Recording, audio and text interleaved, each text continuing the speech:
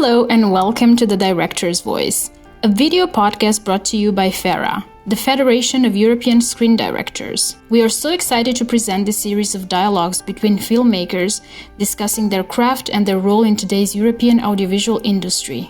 In today's episode, director Hrvoje Hribar interviews Jasmila Žbanić about her acclaimed feature, Quo Vadis Aida, and the ecosystem of local production and co-production in Europe. Listen in on their conversation and get immersed into her thoughts as a directress. Hello everybody, welcome to the Directors in Dialogue series of European Federation of Film Directors. My name is Hrvoje Hribar, I'm the creation director and the member of the board to the European Federation of Screen Directors. And I've been very privileged tonight to salute our first guest, Jasmila Žbanić. I can't imagine that it's gonna be. Just humor. Yes, I'm tvoj čvapčić. Jasmila is our first invitee. She's a famous director from Bosnia and Herzegovina that you know very well. Zapad hoće da ubije sve ženstvene u ženi. Passionate storyteller of the important stories of her country and of the territory.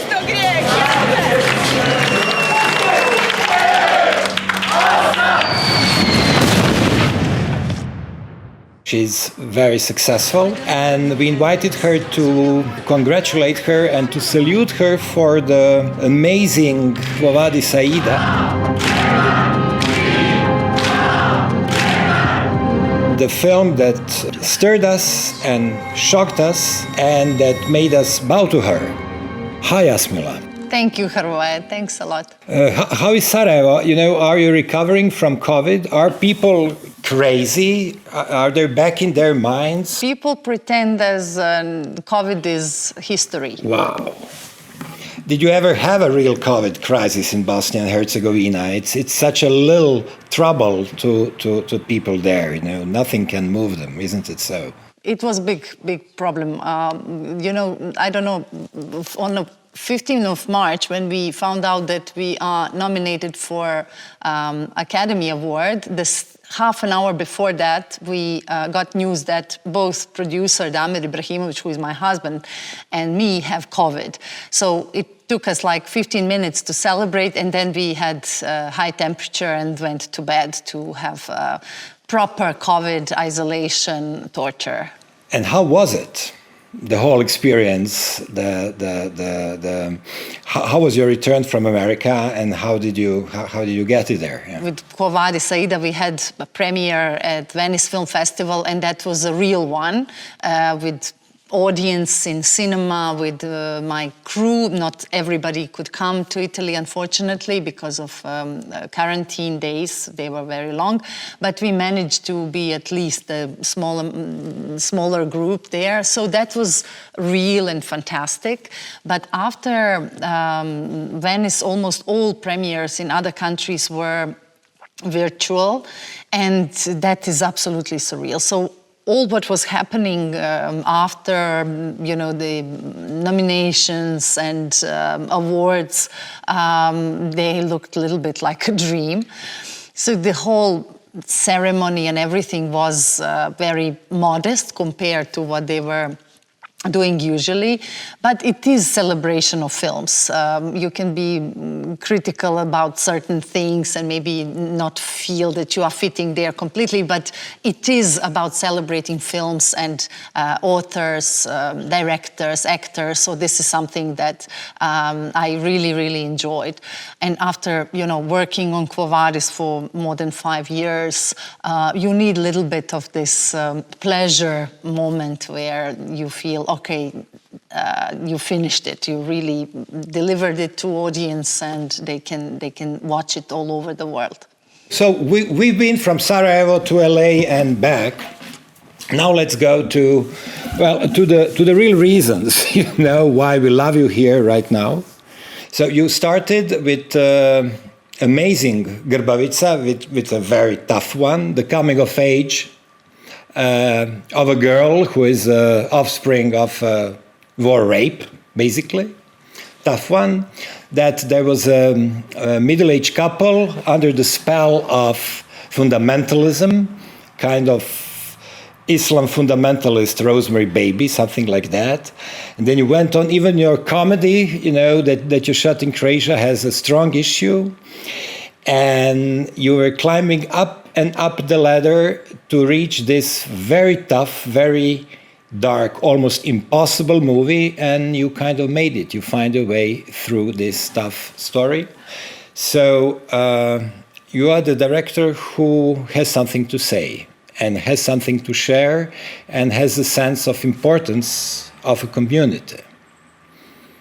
What made you be on that path? I mean, the subjects I choose are subjects that are painful for me because I live in this country and I feel certain things, and I always, even if these subjects are connected to very dark past and the war in Bosnia, I always think that through my films I'm talking about present, about our present issues, our present pain, and that there is a need to talk about it, to put light on certain things which are either taboo or people talk about them in heated or wrong narratives. And sometimes these not sometimes, but very often these narratives are used for political reasons, and they are not showing how human beings function, how what is life of humans. So that is what makes me choose certain things. I get obsessed with certain things. I start then researching and digging, trying to find, is there a dramatic film visual story? And of course I want that a lot of people see it, and I know that situation in cinemas are not easy, and that not everybody wants to spend Saturday evening with popcorns watching film about genocide. But on the other hand, I really believe that audience, if we directors communicate certain heavy stuff in a way that we invite audience, are ready for hard and heavy subjects as well. They need them. They want to see stuff which are not on news, or they are interpreted in a different way. I remember trying to finance this film, and many producers said, it's too hard, audience is not interested in these subjects. And every time we receive audience award, I'm like, it's not true. Audience wants to see certain things, but they should be allowed to see these things. For me, it's always a challenge. Bosnia is, a country that doesn't have developed film industry. It's not supported by the state. There are no studios, and it's a lack of equipment, not enough people working. But these are challenges that are possible to, we could overcome it with this film. Many people who worked on a film felt this is not just a film. For many of us, it was more than film, and that's why it was possible to make things which were not imaginable when you think only with your brain. We thought with our hearts as well doing this film. Let me hold you at this point for a sec, Jasmila. We talk Quo Vadis Aida, which is a film about the genocide in Srebrenica. And it's the conflict in former Yugoslavia wasn't short of carnages and terrible crimes, but what happened in Srebrenica is beyond anything. It's unprecedented. It's inconceivable. And roughly and cruelly speaking, it's extremely hard to make a film story out of such an event, because it's an event that really exceeds, the any morality or whatever. It's a complete dehumanization. It's very hard to make a dramatic story out of it, It's like it's very hard to make a story about Auschwitz, you know. There are not many films about that, you know. But you made it. I mean, you succeeded. You know, you found your story. And that's why we esteem you so much. You found your story, and then in the second step, you found a way to direct it, you know. How did it happen? I know you invested a lot of time, you know.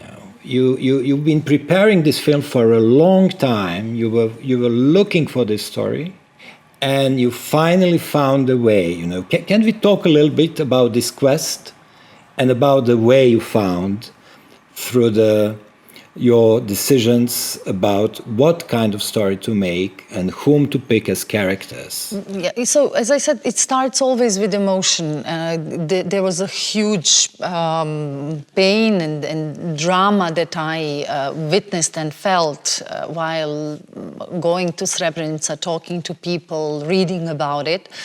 And out of this, I wanted to find a story that will fit to all these emotions that I got. So there were several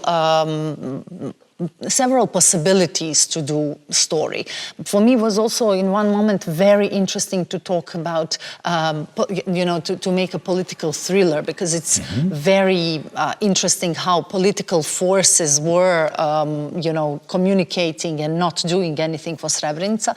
But then I thought I really need to be on a human level with human beings, allow audience to identify with characters. And that is when I started searching for stories that will allow us to identify and be there in Srebrenica for these 103 minutes of the film. So I was trying different stuff. I found a book under UN flag by Hasan Uhanović, and this was my inspiration because the story is real about a translator who was forced to translate to his family that they have to leave UN base, and this person never found them again. But through the process of writing, I decided that it will be a woman who will. So through the process of writing, I decided to have a woman who will protect her family. That worked the best for the script, and that's when everything opened and I could, as a directress, I was able to really show all these hidden moments of war, because what we usually see in war films is kind of spectacle or aestheticization of scenes in a war. And for me, maybe because I've survived war in Sarajevo, I couldn't find any image of war that is beautiful or spectacular. I was really searching for images that will show banality of war and banality of evil and bureaucratization of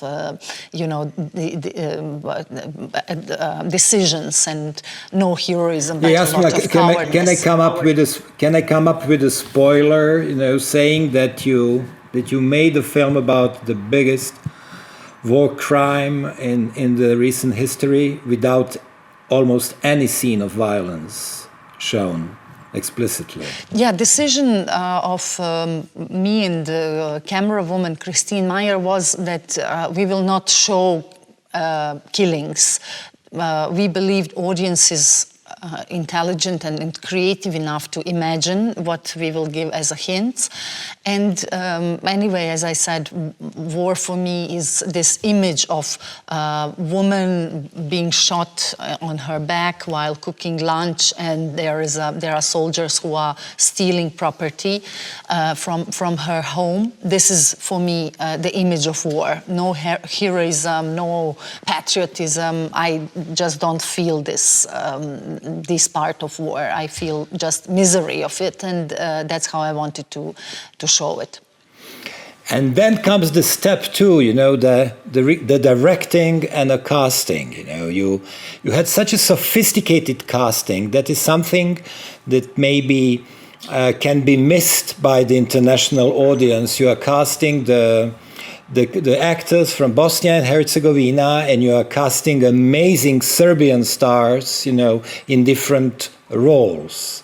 Like you are doing some reenactment and some psychotherapy with these different ethnicities, like you are doing a little ethnical therapeutic element, experiment with this amazing Serbian fantastic actress who is playing the lead, and then her husband who is playing the biggest villain of this war with such a sympathetic, big smile. It is one of the most charming villain, being the most sinister character I've seen in cinema for a long, long time. How these all inventive ideas about the personalities, and about the shift of personalities came to you, It was a big inspiration. I envy you on that.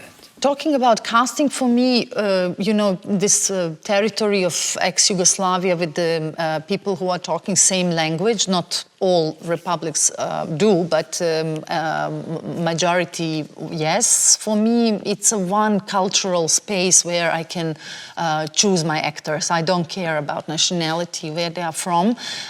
So I always try to find the best actors for the certain role. So Jasna Đuričić, I thought she would be the best Aida. I had a chance to work with her on a previous film. I saw her in theater shows, so I was sure that's my Aida. And for Boris Isaković as well, I thought he would be the one who will give this energy and the posture and everything that Mladić had there. He was somebody who wanted to present himself as a very sympathetic, but for me, this was also absolute kitsch and manipulation and, evilness.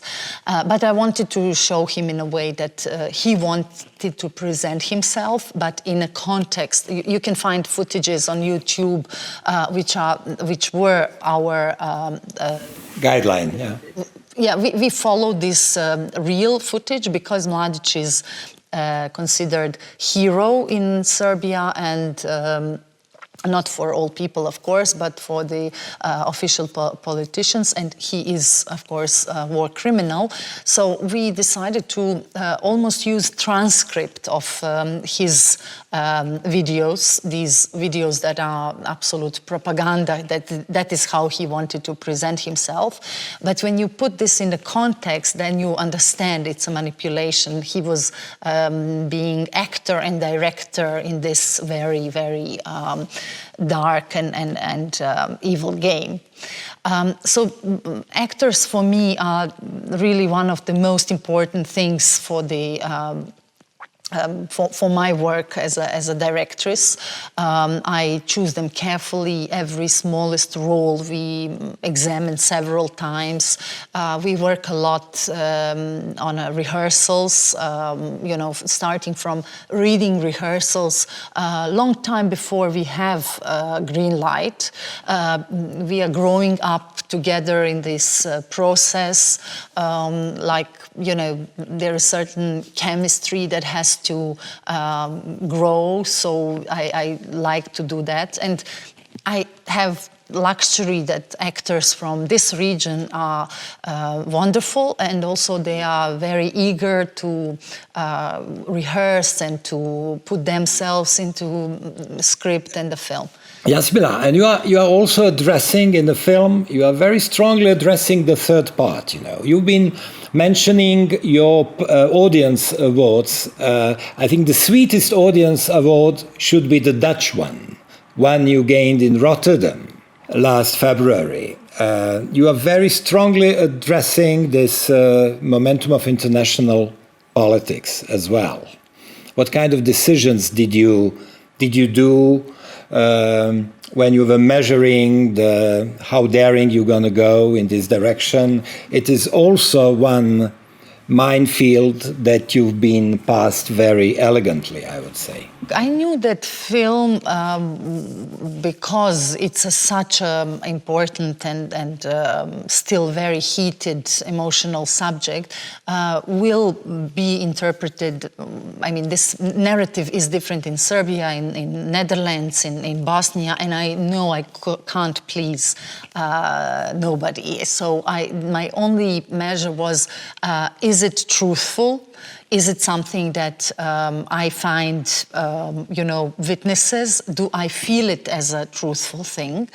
And this was my main guideline. I would hear a certain story and I tried to check it from several sources. That was very important for me. One source was United Nations person David Harland, who was doing final report on Srebrenica.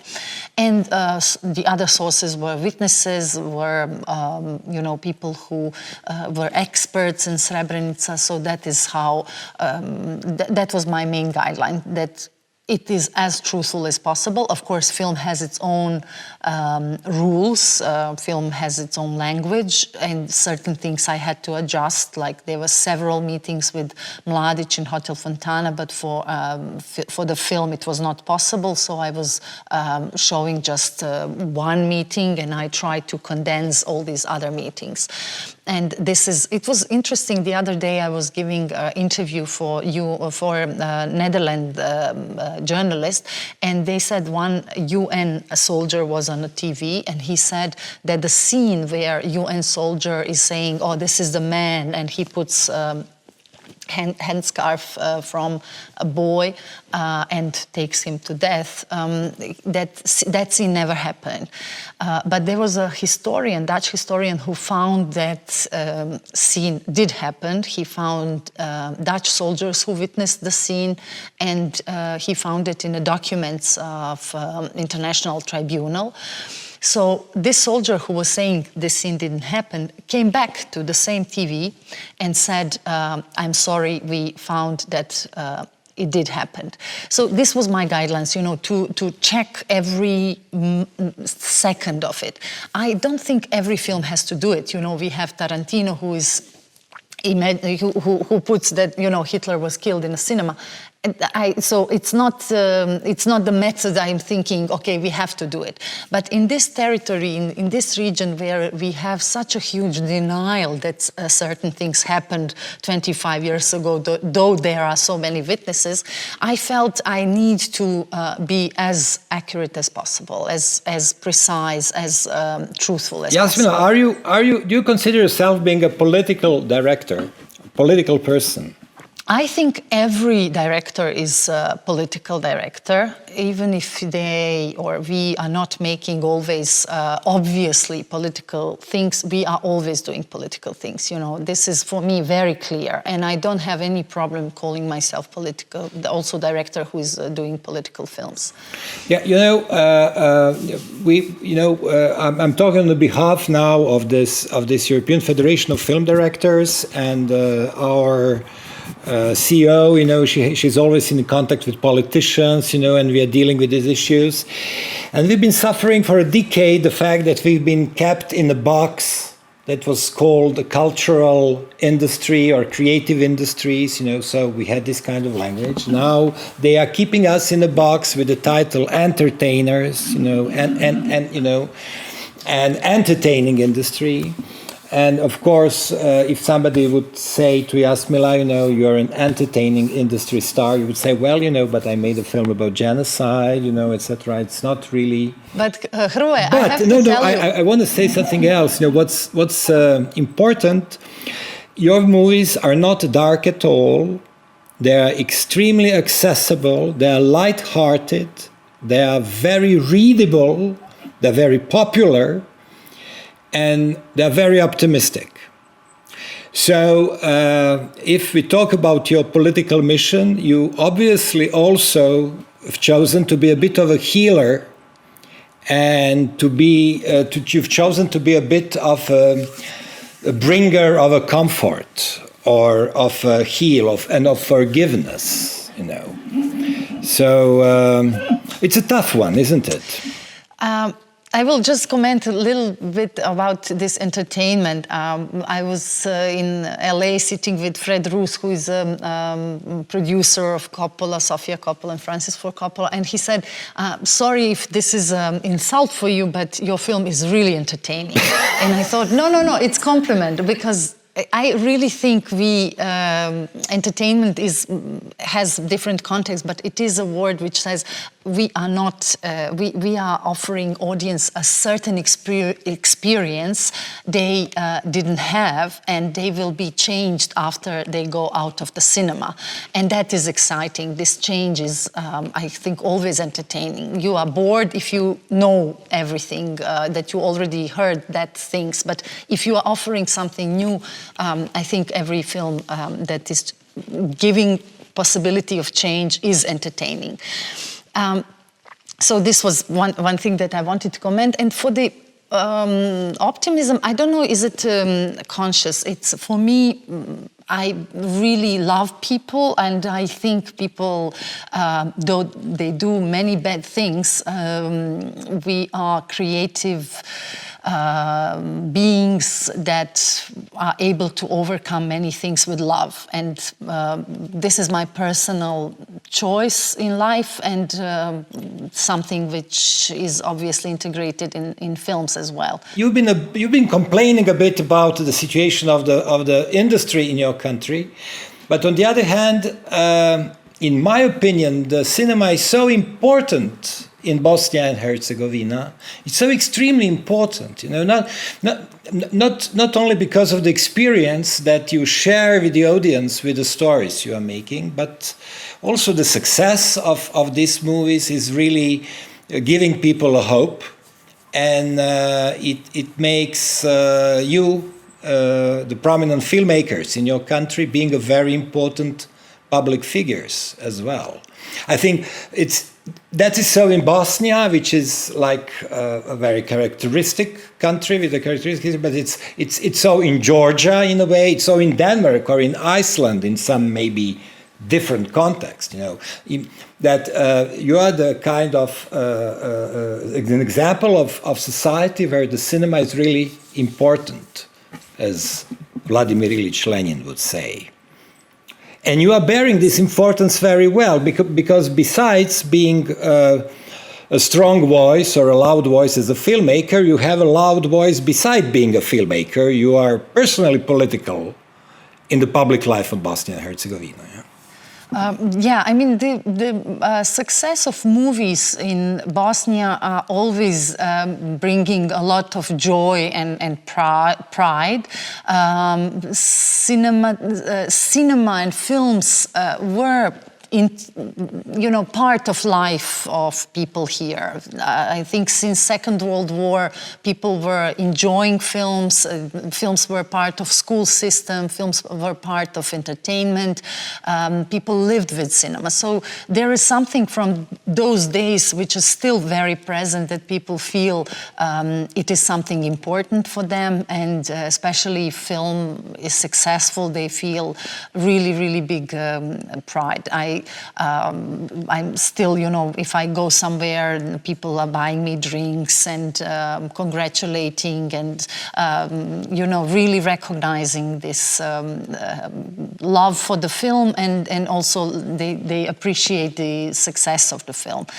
Unfortunately, politicians are not in the same mood. They don't understand the power of films and the power of film industry. We are trying for years to have tax incentive, and we can't for years find politicians that we could have a dialogue that they would understand it.